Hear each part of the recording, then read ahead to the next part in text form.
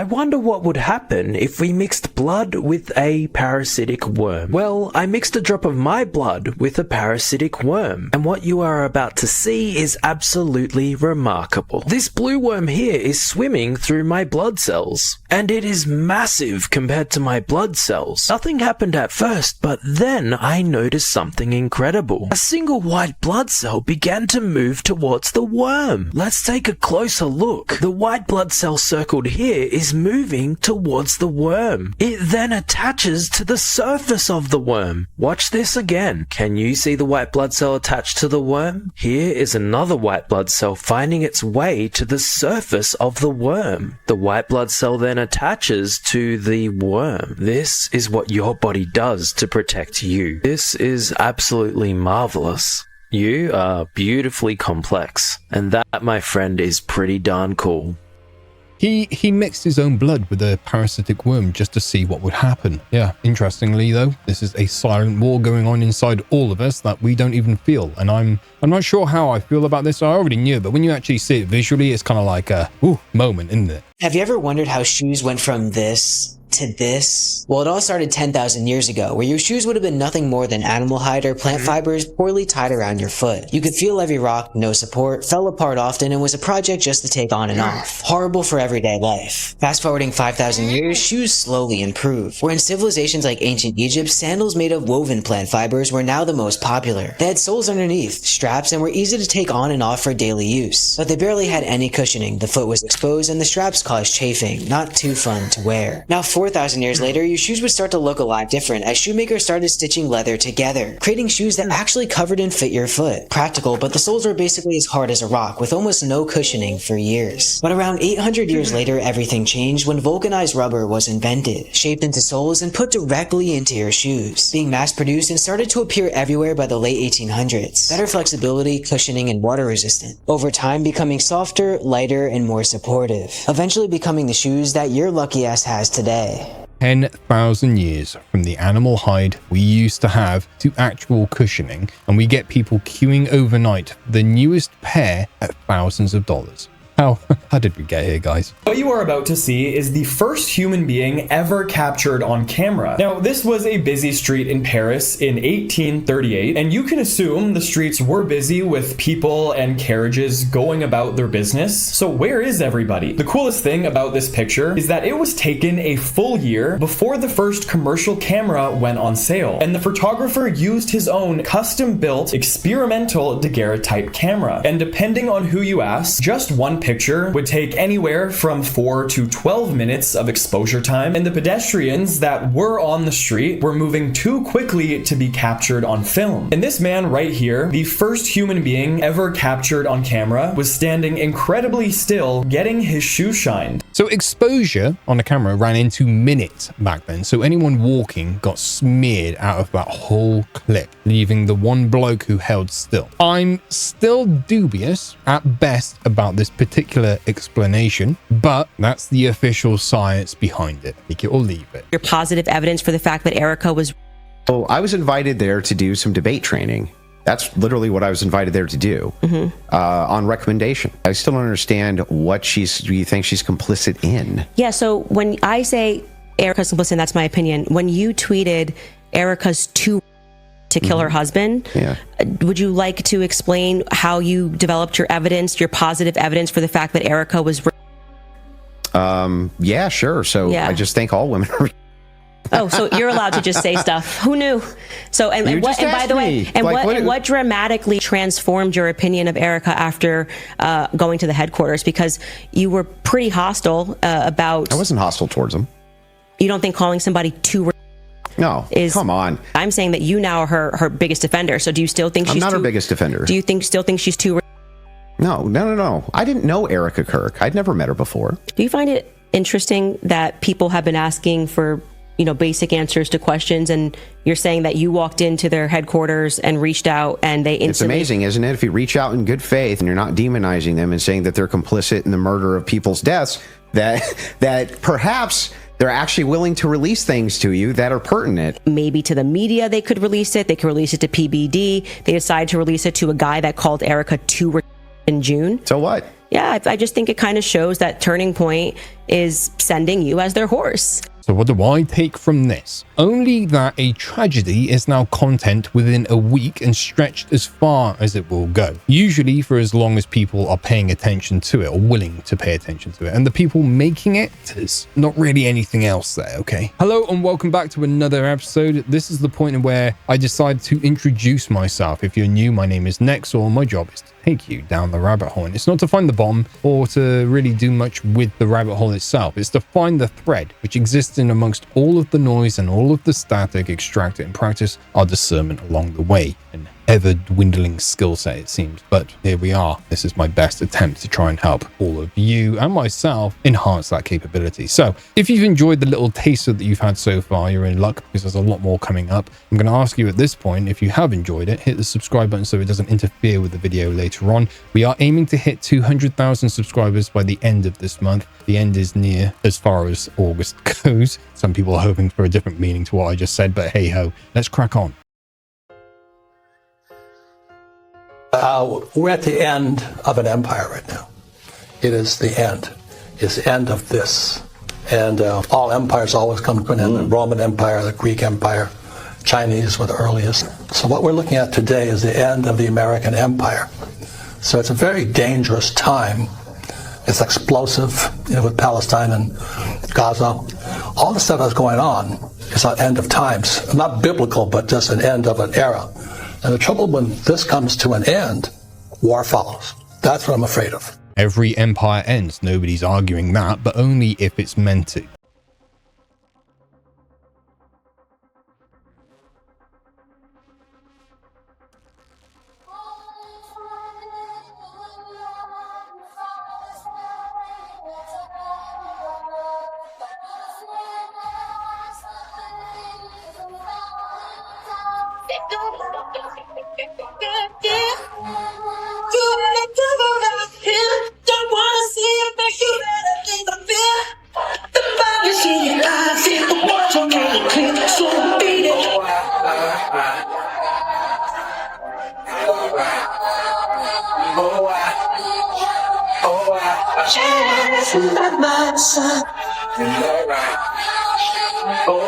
Just a bloke Googling his way to a theory because Bruno Mars and Michael Jackson both happen to have a Peter in the name somewhere, or some kind of association with Peter. Also, do you know how many people are Michael Jackson impersonators out there? Kind of ruins the illusion of it, doesn't it?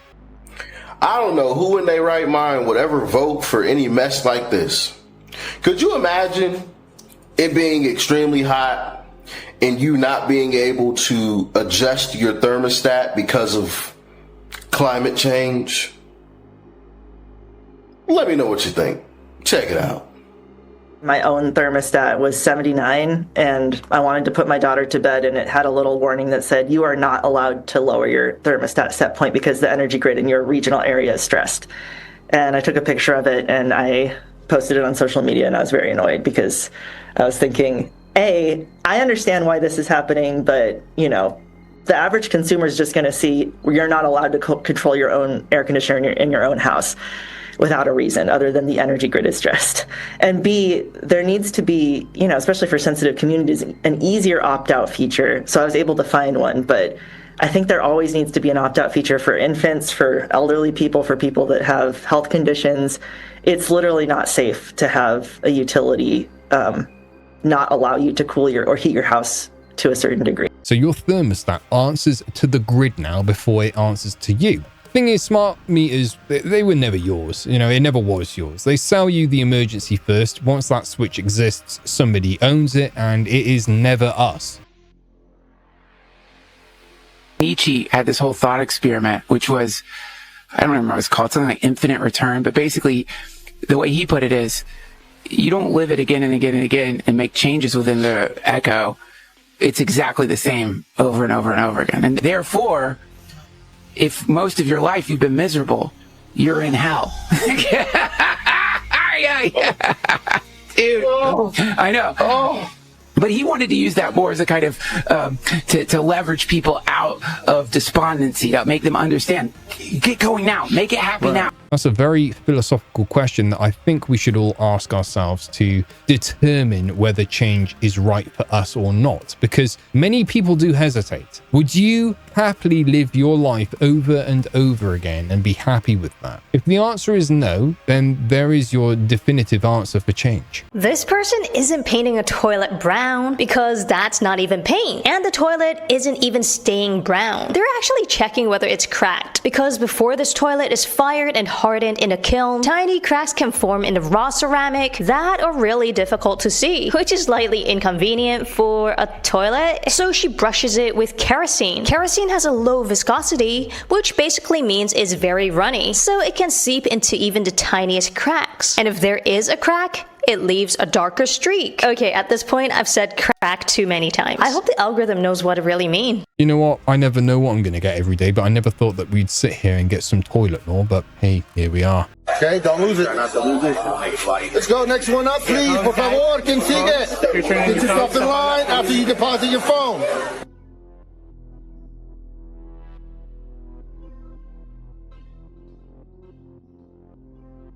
Surely I can't be the one who literally sees the cons as much as the pros with this. Cons are actually heavily outweighing the pros here, I have to say. I think you know what I mean too. Is the quarter pounder actually a quarter pound? Well, before this, I wanted to test some other food claims, like is a Subway footlong actually a foot long? And so I got an Italian sub, measured it out, and it was almost perfectly 12 inches and arguably even slightly longer than a foot. Next was the classic double stuff Oreo claim, and so I measured the cream parts against each other and found that the normal Oreo had 3 grams of cream, while the double stuff had 6 grams, so it was perfectly double. I bought an Uncrustable next to see if there's really no crust on there, and I'm surprised more people don't point out the fact that there's still a crust on the Uncrustable that tastes different from the rest of the PB&J, even though it's still fire. I tried a 5-hour energy next, which has 200 milligrams of caffeine, to see if it literally gave me 5 hours of energy, and so I did an intense workout with push-ups, pull-ups, and burpees, but I tired out after 5 minutes, not 5 hours. And then came time to measure the quarter pounder, and so I put it on the scale hoping to get 4 ounces, but it was considerably over at 10 ounces. So that's when I realized it's probably referencing the weight without the bun, and so I put the patty and its ingredients on top, and it was exactly a quarter pound, so no lies there. Actually, in 2013, Subway defended itself against class action lawsuits by arguing that footlong was merely a registered trademark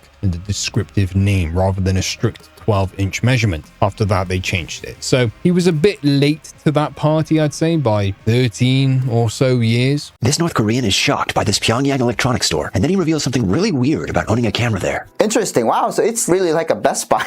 I'm seeing some flat screen TVs, and like, what's the use for it, like, when there's no electricity? I am pretty sure if you want to buy a computer, like, you have to have permits from North Korean regime, because my mother, she used to be a photographer in North Korea before she died. When she was doing the photographies, like, she had to get a license, she had to get approved by North Korean regime, because not anybody in North Korea can own a camera. So that's why there is a designated place where you go take a picture. It's called 사진관. Back in the days, right? Because North Korean regime doesn't really know like who you are, and they want to know when and where you are taking those pictures, right? So imagine you're a spy who's going to North Korean, like an Air Force base, and taking a picture of that Air Force base and sending it over, right? So North Korean regime doesn't want you to do that. But I mean, like with the smartphones, I don't know how those kind of laws are taking place. I saw one thing that unraveled that entire store for me, and that was the Canon branded cameras.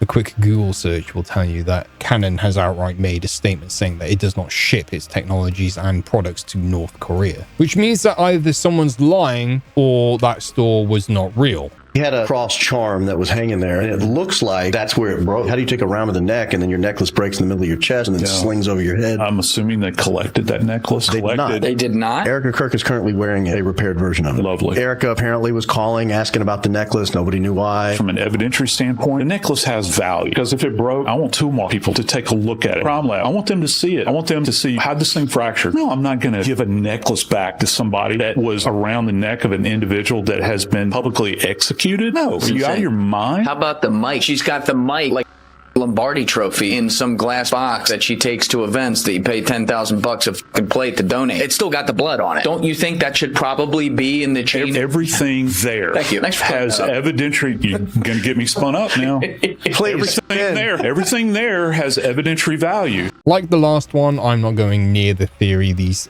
three are building on something that you only need a pair of eyes to see where it is going. None of this is actually about the props, is it? Or at least it shouldn't be if you have enough discernment. They can't control me. You get what I'm saying? They can control Shaq. They can control Charles Barkley. They can control LeBron James. They can control Jay-Z and Beyonce. But not you, man. But they can't control me. You see, it ain't no name I won't name. Exactly. It's up. Not you. You know what I'm saying? And just for Minister Farrakhan, I love you. But the way you read that, I took that as a slight. You know what I'm saying? I'm taking no disrespect from nobody. So let's get on the phone. Let's talk that out. I don't care who you are. I ain't taking no slights from nobody, right? I ain't taking no slights from nobody. It's God. That's the only person that I serve. My mom ain't here. My mama was sacrificed. Me too. You understand? Yeah. Michael Jordan. What about him? His daddy, right? Bill Cosby, his son, right? Dr. Dre, his son. You know, out in Hollywood, a lot of people come up missing. Some people argue he needs help more than he needs an audience. Others say he is a warrior for truth and justice in the industry he is in. But I say you can't bite the hand that feeds you, meaning you can't fight against the people who employ you while simultaneously receiving a hefty paycheck from them. It doesn't work like that, never has done, unless that is the arrangement. You must see where I'm going with this, right?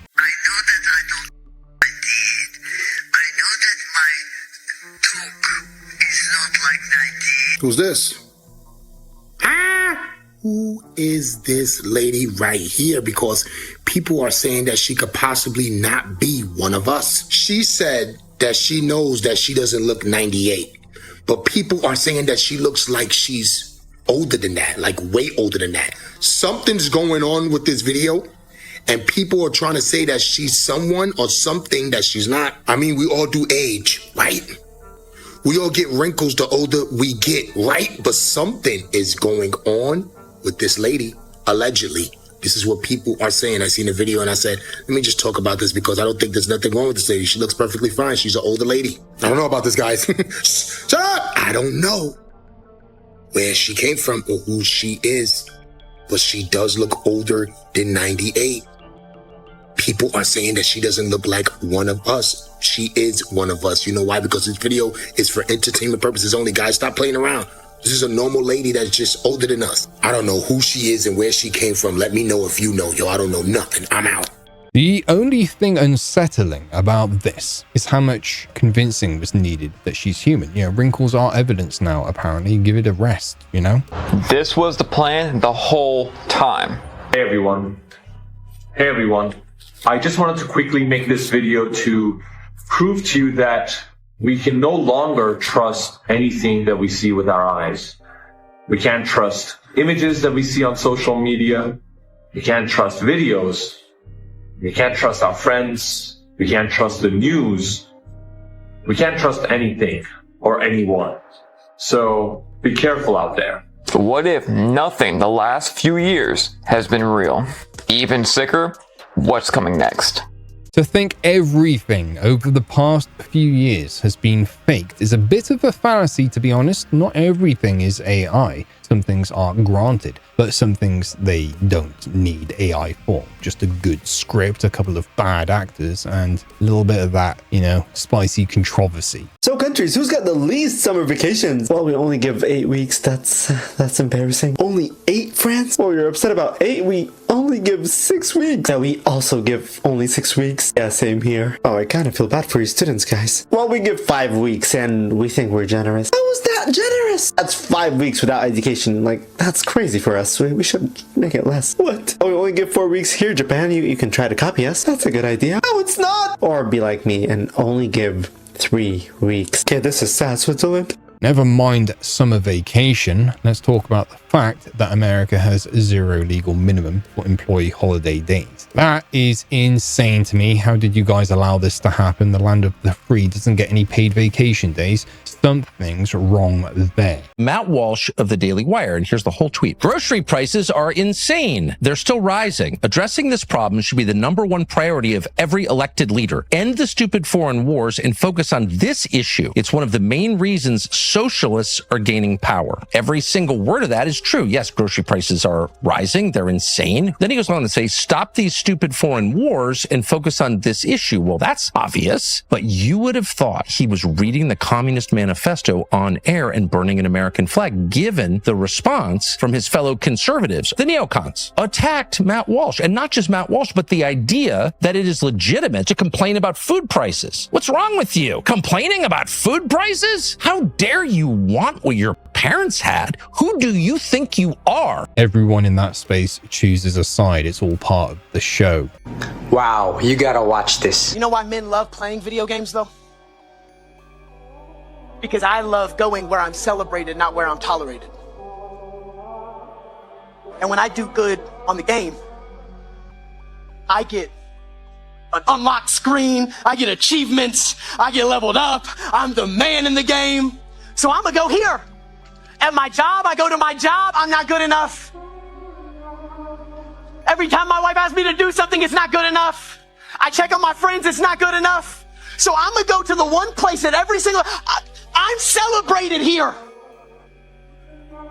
And I know men aren't perfect. I know I should find my value at the cross, but sometimes my flesh wants some validation.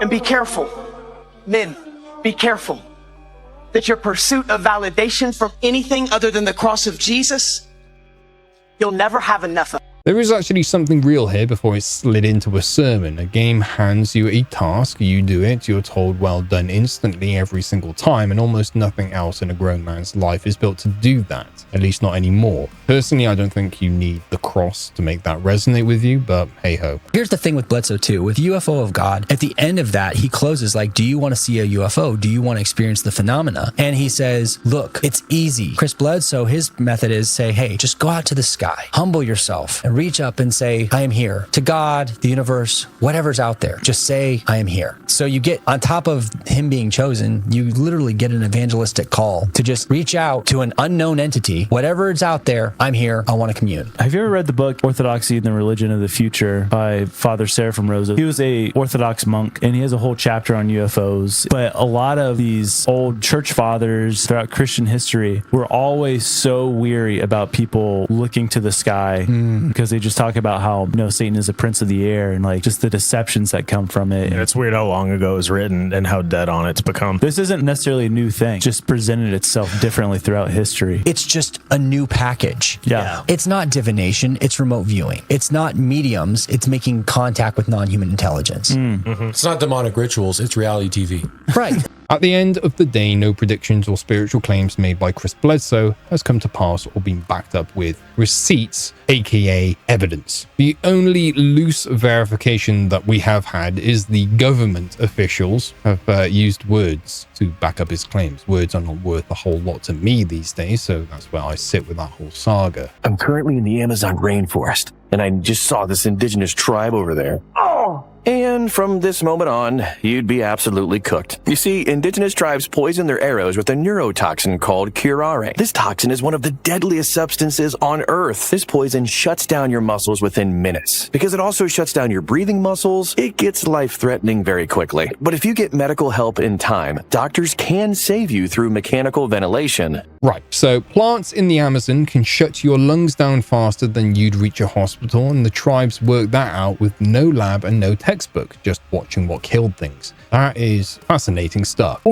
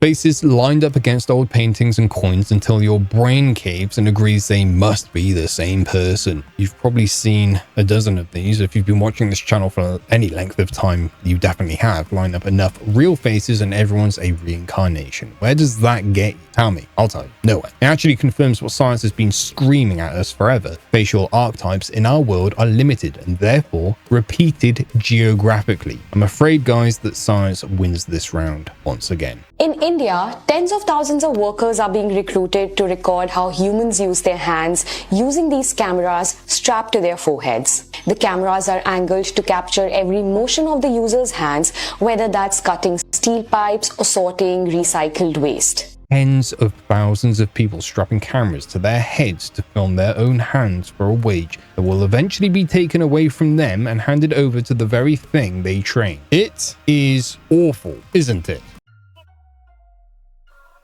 If the center of the Earth is extremely hot, then why is the bottom of the deepest oceans very cold? I want you to let that sink in for a minute. Because when divers swim very down to the bottom of the ocean, doesn't that mean they are now closer to the source of the Earth's heat?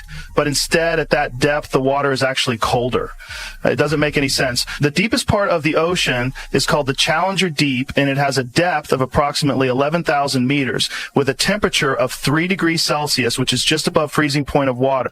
A paradox? Hardly. The Earth's heat barely reaches the crust, and the deep ocean is warmed from the top by the sun rather than the rock below. No mystery there, just deep and far from anything warm. That's another point for science, but hey, who's keeping score today, right? Christopher Nolan doesn't own a smartphone or have an email address. True. How do you do this giant movie with no email or text? I am surrounded by people helping me all the time. So it's like, it would actually be pretty hard for me to get away from the information that people are trying to give me. Are you tempted to get a smartphone? You know, I have a flip phone, like a dumb phone I use when I travel and stuff. I think I would be horribly addicted to it if I had it. I would lose those pockets of time that I really value, where you just think, wow, he's got to be one of the only people in the US living a normal life and getting paid without an email or a smartphone. Because think about it, right? Could you actually get through your day without your phone? And I don't mean as some digital detox choice. I mean survive, right? You got your banking, shopping, jobs, doctor's appointments, you know, it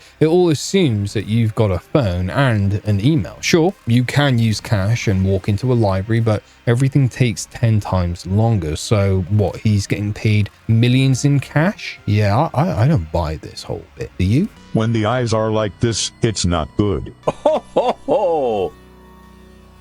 Obviously, what's going on with the eyes of this owl are not good, but there is some nuance to this topic. This TikTok video that I got tagged in shows an owl that apparently fell from a tree, and besides the fact it allowed humans to pick it up, there is another really bad thing going on here, the fact that its eyes are completely mismatched in their pupil size. The first thing I'd like to start out by saying is, unlike humans, owls' eyes have the ability to be independent from one another. Though there are scenarios where one pupil might be smaller than the other, and that has to do with the lighting. So if one owl's eye is in bright light, the other one is in a shadow, then this is normal. But if an owl ends up falling and light is pretty much consistent all around and the pupils are different sizes, that's not a good sign and likely means that something neurological is going on. This right here is very extreme, so this person hopefully brought this owl to a vet, and hopefully this owl was able to recover. But again, this is super extreme neurological damage more than... I just hope somebody took the poor thing to a vet instead of wasting time filming it. You either help the poor thing or let nature take its course, right? Find out how things work. To change your life, really, you need ideas. There isn't anything an idea can't change. Well, the problem is lack of an idea on how to create money and wealth. It isn't lack of money, it's lack of ideas. So if you get the ideas, so you can change anything. Now, to get ideas, you need a constant study of finding out. Find out how things work. If you wish to be successful, study success. If you wish to be happy, study happiness. If you wish to be wealthy, study wealth. Don't leave it to chance. Make it a study. Some people just go through the day with their fingers crossed. See, that won't do it. The advice is fine, oldest advice going, but notice it always arrives bolted to a membership because the man at the chalkboard didn't get rich from ideas. He got rich from you buying that he has them. They are now installing flock cameras pointed exclusively at a kid's water park. This particular camera is installed at the Slater Creek splash pad in the city of Anna, Texas. I thought they were only supposed to be license plate readers. Anyway, some fed in the comments was like, Flock doesn't choose where their cameras go. Ask whoever's paying the subscription. Okay, fine. That would be the Anna Police Department that's deciding where these cameras should go. But regardless, there's just no evidence, no independent peer-reviewed study that shows Flock actually reduces crime. In fact, only the opposite. You know what has happened is that the police, and we have over 50 cases of this so far, are using the cameras to stalk women, including a former Georgia area police chief who used these cameras to stalk his former partner and her teenage daughter roughly 600 times over a 13-month period. I will keep saying it, these cameras are not for our safety. Aimed at a children's splash pad, and when someone asks why, the answer is that whoever pays the subscription decides where they point. There are already dozens of cases of officers using these to stalk women. I think people are starting to learn a valuable lesson here, but will it change anything? I doubt it.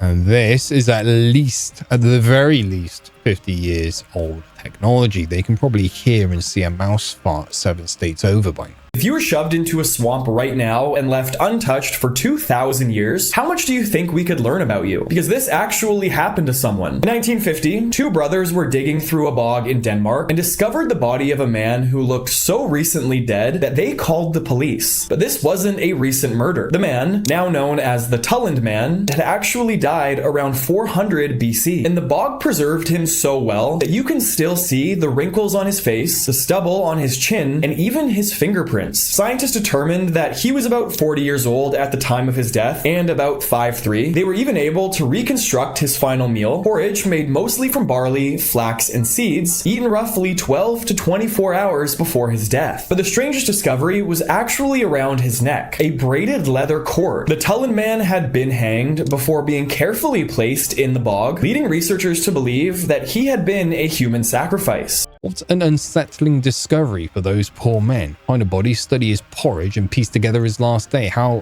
very, very human of us. Most people don't know that their favorite memories aren't entirely true, and that you're constantly changing what you remember without realizing. And here's a cool way to explain it. Your memories, like your favorite childhood birthday, are often thought of like a video file that plays back an exact moment. But in reality, when you remember something, your brain pieces together fragments, like how it sounded, smelled, and felt, and puts it together as one. But here's the weird part. If you're missing some details, your brain will use logic and patterns, or even what other people have told you happened in that moment to fill in these gaps. And next time you recall this memory, you recall the most updated version, creating a cycle of constantly editing your own memory. So your favorite memory isn't a recording, it's a rebuild, remade a little differently every time you reach for it, your brain patching the gaps with logic and whatever you were told. Which means the memory you trust the most has probably drifted furthest from the truth. Anyway, have a think on that one, and I'll catch you in the next episode. I'm just going to take a moment now at the end of this video to thank every single person which shows the support that they do through the channel membership and the Patreon membership. Can't thank you enough, guys. So I've never once asked you to hit that button, but yet here you are. You know, over 200 of you, in fact. And it's incredible to see that kind of, well, generosity, support, kindness. It's like a form of affirmation and validation for what I do, and that it's actually helping people to the point where they believe that it brings such value that they're willing to part with their hard-earned money to support me, which is incredible. I really do not expect it. I've never asked for it, but it is infinitely appreciated nonetheless. So guys, thank you so much. For those of you which have made it to this point in the video and you're still watching this, if you're interested in joining, the link is down below. Thank you for listening to me ramble non-stop for however many minutes this video has been. But we are at the end now, so I'm going to be closing closing out in just a moment. And yes, talking of next episode, what we do here is we go down the rabbit hole, not to find the bomb, to find the thread which resides in amongst all the noise and all the static extracted and practice our discernment along the way. If you enjoyed today's episode, hit the like button, tell me what you enjoyed, tell me what you want to see more of, tell me what you want to see less of. And if you're new here and you made it to this point, well done. I mean, it's no easy thing. A lot of information in a very short space of time, and you're quite the trooper for making it to this point. If you're new here, maybe I earned your subscription today. I appreciate it. If you do, make sure you hit that notification bell on your way through. But with all that being said and done, the most important thing that you can do for me today is stay safe, stay well, and stay curious. Till next time.